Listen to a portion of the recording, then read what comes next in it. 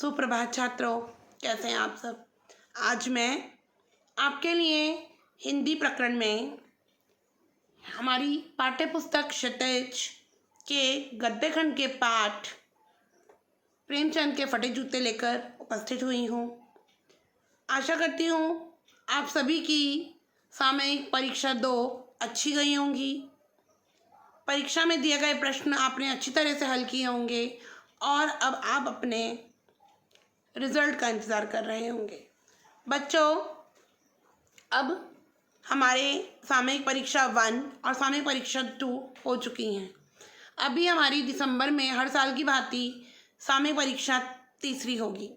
इसमें हमने कुछ जैसे ही हमने पाठ उसमें लिए थे ऐसे ही हम पाठ इसमें लेंगे और हम इसमें सबसे पहले शुरुआत करेंगे हमारे गद्य खंड से। हमारा लगभग सिलेबस तो पूर्ण हो चुका है और कुछ सिलेबस वैसे ने इस कोविड-19 के चलते भी कम कर दिया है, जो हमने आपको संशोधित पाठ्यक्रम की PDF आपको आपके व्हाट्सएप ग्रुप के माध्यम से आप तक पहुंचा दी थी। आज हम हरिशंकर परसाई जी द्वारा लिखित पाठ मेरे प्रेमचंद के फटे जूते पढ़ेंगे। सबसे पहले हम हरिशंकर परसाई जी के बारे में पढ़ेंगे। हरिशंकर परसाई जी का जन्म सन 1922 में मध्य प्रदेश के होशंगाबाद जिले के जवानी गांव में हुआ। नागपुर विश्वविद्यालय से MA करने के बाद कुछ दिनों तक अध्यापन किया। सन 1947 से स्वतंत्र लेखन करने लगे। स्वतंत्र लेखन मीन्स अपने आप बिना किसी के कहे उन्हें लेखन कार्य में रुचि थी तो वे लेखन कार्य में लग गए। जबलपुर से वसुधा नामक पत्रिका निकाली, जिसकी हिंदी संसार में काफ़ी सराहना हुई। सन 1995 में उनका निधन हो गया। हिंदी के व्यंग्य लेखकों में उनका नाम अग्रणी है। व्यंग्य भाषाओं पर, हंसी मजाक की भाषाओं पर लिखने वाले गद्य विधाओं में हरिशंकर परसाई जी का नाम सबसे ऊपर आता है। परसाई जी की कृतियों में हंसते हैं रोते हैं जैसे उनके दिन फेरे कहानी संग्रह हैं, रानी नागफानी की कहानी, तट की खोज उपन्यास हैं, तट की खोज उपन्यास हैं और तब की बात थी, भूत के पांव पीछे, बेईमानी की परत, पगडंडियों का ज़माना, सदाचार की आवाज़, शिकायत मुझे भी है और अंत में आदि इनके निबंध संग्रह हैं। वैष्णव की फिसलन, तिरछी रेखाएं, ठिठुरता हुआ गणतंत्र, विकलांग श्रद्धा का दौर आदि इनके व्यंग्य संग्रह में सम्मिलित है।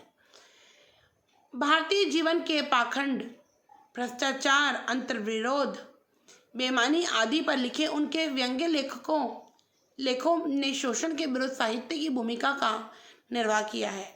उनका व्यंग्य लेखन परिवर्तन की चेतना को पैदा करता है और हास्य से अलग व व्यंग्य आदर्श के पक्ष में अपनी उपस्थिति दर्ज कराता है। सामाजिक, राजनीतिक और धार्मिक पाखंड पर लिखे उनके व्यंग्यों ने व्यंग्य साहित्य के मानकों का निर्माण किया। उन्होंने बच्चों सामाजिक क्षेत्र में, राजनीतिक क्षेत्र में और धार्मिक क्षेत्र में चारों तरफ के पाखंड पर जो लिखे उन्होंने जो व्यंग्य साहित्य में लिखा है उनको उन्होंने वाकई ही मानक का निर्माण किया है व्यंग्य साहित्य में। परसाई जी की बोलचाल की सामान्य भाषा का प्रयोग करते थे। परसाई जी किसी अलग भाषा का प्रयोग नहीं करते थे, वो सामान्य बोलचाल की भाषा का प्रयोग करते थे। किंतु संरचना के अनूठेपन के कारण उनकी भाषा की मारक क्षमता बहुत बढ़ गई है। ये था कुछ परसाई जी के बारे में जानकारी। अभी हम देखेंगे कि प्रेमचंद के फटे जूते में हरिशंकर परसाई जी ने हमें किस बात को बताना चाहा है। प्रेमचंद के फटे जूते शीर्षक निबंध में परसाई जी ने प्रेमचंद के व्यक्तित्व की सादगी के साथ एक रचनाकार की अंतर्भेदी सामाजिक दृष्टि का विवेचन करते हुए आज की दिखावे की प्रवृत्ति एवं अवसारवादिता पर व्यंग्य किया है। बच्चों, लेखक का कहने का आशय ये है कि हरिशंकर परसाई जी, ये आपको भली भांति पता चल चुका है कि वे एक व्यंग्य लेखक थे। वे व्यंग्यात्मक लिखा करते थे, निबंध, कहानियाँ, उपन्यास सब।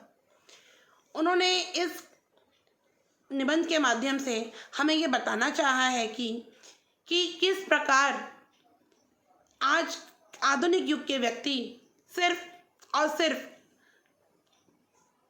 दिखावे की प्रवृत्ति का जीवन जी रहे हैं। वो दिखावा दिखाना चाहते हैं, लेकिन हमें समझ नहीं आता कि कहा जाता है कि जितनी चादर उतने ही पैर पसारने चाहिए। हमारी जितनी हैसियत होती है हमें अपनी हैसियत के अकॉर्डिंग हर काम करना चाहिए। लेकिन और इसी बात को देखते हुए प्रेमचंद जी का जो व्यक्तित्व हमें इस पाठ में, इस निबंध में देखने को मिलेगा, वो उसकी सराहना हम जितनी करें उतनी ही कम होगी। कहने का तात्पर्य ये है कि वो दिखावटी दुनिया से बहुत परे थे, बहुत अलग थे, बहुत दूर थे। उन्हें किसी भी दिखावे, किसी बात का दिखावा करना पसंद नहीं था। और लेखक के अनुसार आज का मानव सिर्फ दिखावे की ज़िंदगी जीता है। उसे दिखावे की प्रवृत्ति इतनी पसंद है कि वो भले उसके पास कुछ ना हो, लेकिन उसके लिए सबसे पहली बात दिखावा करना होता है। आइए पढ़ते हैं पाठ को। प्रेमचंद के फटे जूते। प्रेमचंद का एक चित्र मेरे सामने है। पत्नी के साथ फोटो खिंचा रहे हैं। सिर पर किसी मोटे कपड़े की टोपी, कुर्ता और धोती पहने हैं। कनपट्टी चिपकी है, गालों की हड्डियां उभर आई हैं, पर घनी मूछें चेहरे को भरा भरा बताती हैं। ये बात कर रहे हैं लेखक प्रेमचंद के बारे में कि उनके सामने प्रेमचंद का एक चित्र है और वो उस चित्र में अपनी पत्नी के साथ फोटो खिंचा रहे हैं। सिर पर किसी मोटे कपड़े की टोपी पहने हुए हैं, कुर्ता शरीर पर है और पाँव में धोती पहने हुए हैं। कनपट्टी चिपकी हुई है, गालों की हड्डियां उभर आई हैं और घनी मूछें चेहरे को भरा भरा बतलाती हैं। पाँव में कैनवस के जूते पहने हैं जिसके बंद बेतरतीब बंधे हैं। आप लोग स्कूल में सैटरडे को अपनी योगा ड्रेस के साथ कैनवस के वाइट शूज़ पहन के आते हैं।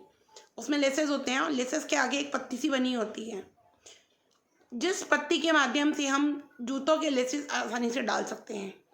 लेकिन लापरवाही से उपयोग करने पर बंद के सिरों पर भी लोहे की पतरी निकल जाती है। वो जो किनारी है वो निकल चुकी है और छेदों में बंद डालने से परेशानी होती है। तब बंद कैसे भी कस लिए जाते हैं। दाहिने पाँव का जूता ठीक है, मगर बाएं जूते में बड़ा छेद हो गया है जिसमें से उंगली बाहर निकल आई है।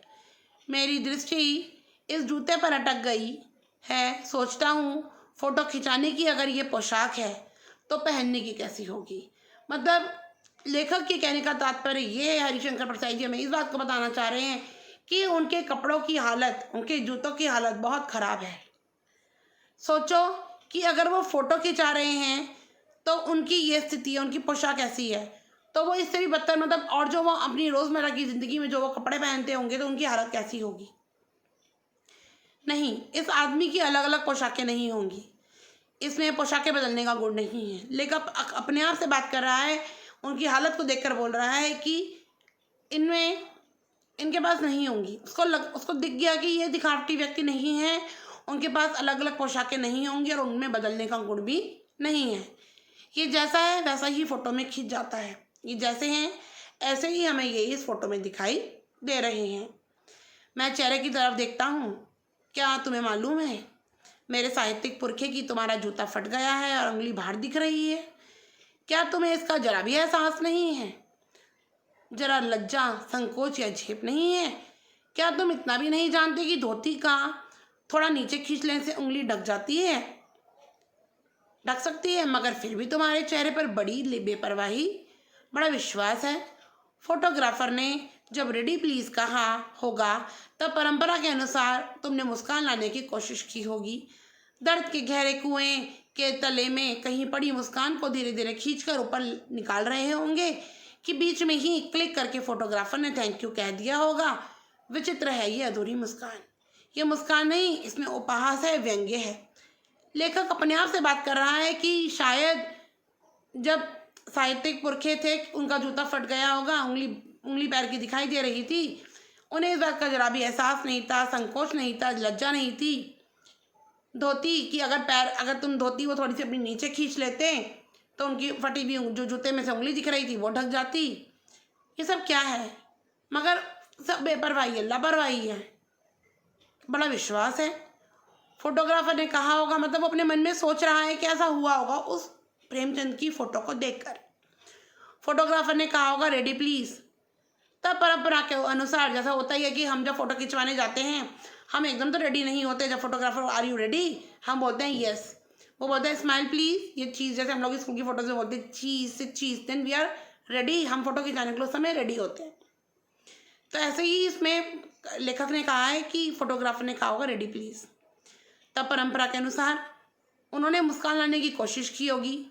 दर्द के गहरे कुएं के तले में, मीन्स उनके दुख इतने थे कि वो उसके कुएं के तले में, दर्द का जो भरा हुआ कुआं था उसमें बड़ी मुस्कान को धीरे धीरे खींचकर वो ऊपर ला रहे होंगे। मीन्स मन से वो इतने दुखी थे कि अपने मन की मुस्कान को शायद खींचकर अपने चेहरे पर लाने की कोशिश कर रहे होंगे। इतने में फोटो क्लिक हो गई होगी और फोटोग्राफर ने थैंक यू बोल दिया होगा। विचित्र है ये अधूरी मुस्कान, और उनवे जो मुस्कान थी उनके चेहरे पर वो पूर्ण नहीं थी। वो कैसी मुस्कान थी? वो अधूरी मुस्कान थी। यह मुस्कान नहीं। और अब लेखक के अनुसार क्योंकि आज का व्यक्ति, आधुनिक युग का व्यक्ति सिर्फ और सिर्फ दिखावे की जिंदगी जीता है, दिखावा करता है हर चीज़ में, तो उसको देखकर वो कह रहे हैं कि इसमें सिर्फ उपहास है और इसमें क्या है, इसमें सिर्फ व्यंग्य ही है। ये कैसा आदमी है, लेखक बोल रहा है। उसको मतलब उनको देखकर अजीब सा हो रहा है कि क्या बोलूं, कि मैं ही उस चीज़ को नहीं बता पा रही हूँ।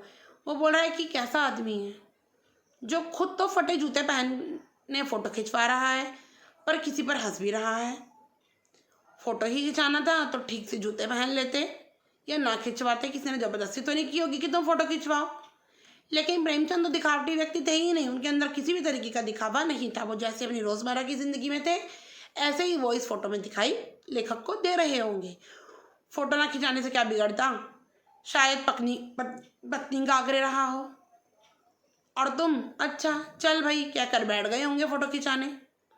मगर ये कितनी बड़ी ट्रेजेडी है कि आदमी के पास फ़ोटो खिंचाने को भी जूता ना हो।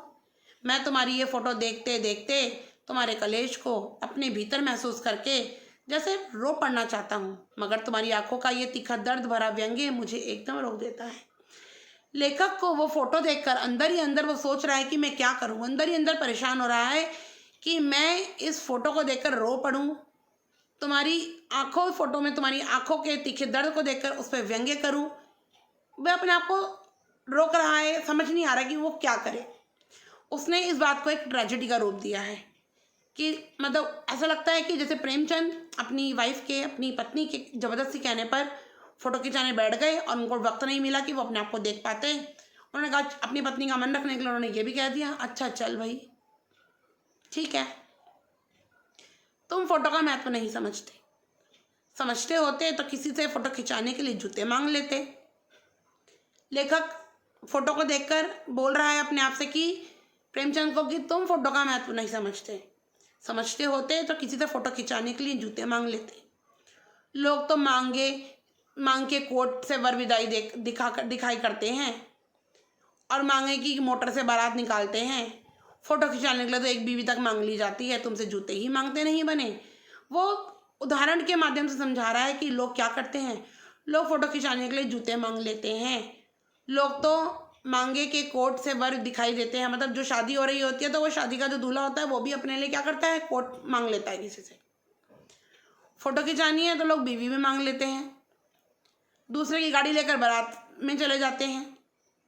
और तो इनके ऊपर उपहास करते हुए बोल रहा है कि इनसे जूते तक नहीं मांगेगा एक फ़ोटो खिंचवाने के लिए। तुम फ़ोटो का महत्व नहीं जानते। वो कह रहा है कि शायद प्रेमचंद को फ़ोटो का महत्व ही नहीं पता था। लोग तो इत्र चुपड़कर फ़ोटो खिंचवाते हैं जिससे फ़ोटो में खुशबू आ जाए। ऐसा हो सकता है बच्चों कि हम लोग परफ्यूम लगाकर या डीओ लगाकर हम लोग फ़ोटो खिंचवाएं और फ़ोटो जो हमारी बन के आ जाए तो उसमें फ़ोटो को फ्रेगनेंस आएगी उसकी, डीओ की। सब मन के वहम है। तो वो कहता है कि वो बता रहा है कि लोग तो इत्र तक चुपड़कर फ़ोटो खिंचवाते हैं जिससे फ़ोटो में खुशबू आ जाए। मतलब लोग एक फ़ोटो खिंचवाने के लिए इतने उतावले होते हैं, इतने खुश होते हैं कि वो कुछ भी कर सकते हैं।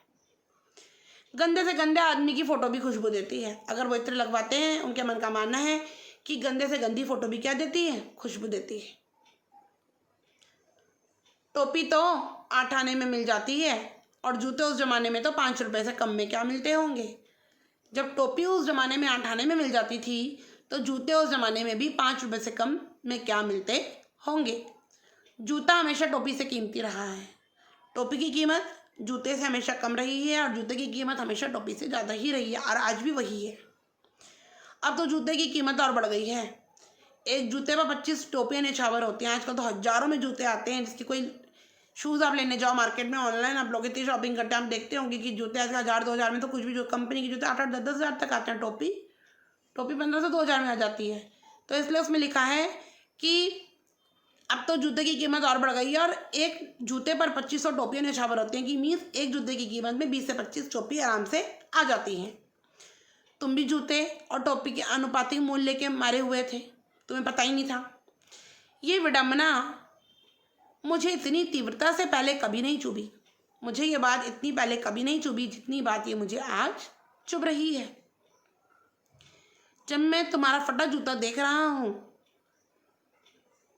और उस टाइम मुझे ज़्यादा चुभ रही है जिस टाइम मैं तुम्हारी इस फोटो में तुम्हारे फटे जूते को मैं देख रहा हूँ। ये सब वो प्रेमचंद के बारे में अपने आप से बोल रहा है फोटो देखकर, और उनको कई नामों से वो संबोधित भी कर रहा है। तो महान कथाकार प्रेमचंद एक महान कथाकार थे, उपन्यास सम्राट, उपन्यास के वो सम्राट थे, युग प्रवर्तक, युगों को वो बदलने वाले थे, जाने जाने क्या कहलाते थे। और तुम अपने ज़माने में सिर्फ महान कथाकार, उपन्यास सम्राट और युग प्रवर्तक ही नहीं कहलाते थे, ना जाने तुम्हारे तो और क्या क्या नाम थे। मगर फोटो में भी तुम्हारा जूता फटा हुआ है, फिर भी तुम इतने महान थे, फिर भी फोटो में तुम्हारा जूता फटा हुआ है।